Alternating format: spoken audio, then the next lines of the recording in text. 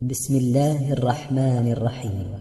ولولا فضل الله عليك ورحمته لهم طائفة منهم أن يضلوك وما يضلون إلا أنفسهم وما يضرونك من شيء وأنزل الله عليك الكتاب والحكمة وعلمك ما لم تكن تعلم وكان فضل الله عليك عظيما.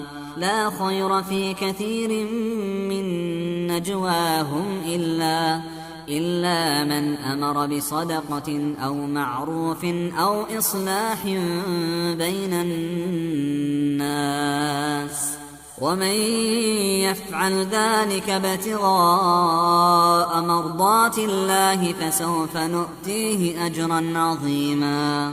ومن يشاقق الرسول من بعد ما تبين له الهدى ويتبع غير سبيل المؤمنين نوله ما تولى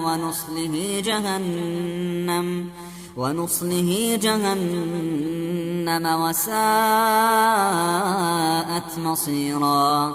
إن الله لا يغفر أن يشرك به ويغفر ما دون ذلك لمن يشاء ومن يشرك بالله فقد ضل ضلالا بعيدا.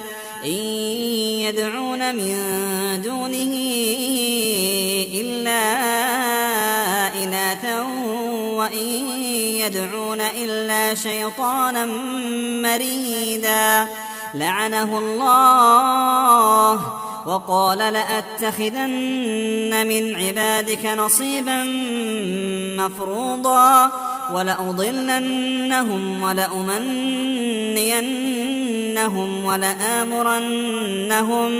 ولآمرنهم فليبتكن آذان الأنعام ولآمرنهم فليغيرن خلق الله ومن يتخذ الشيطان وليا من دون الله فقد خسر خسرانا مبينا.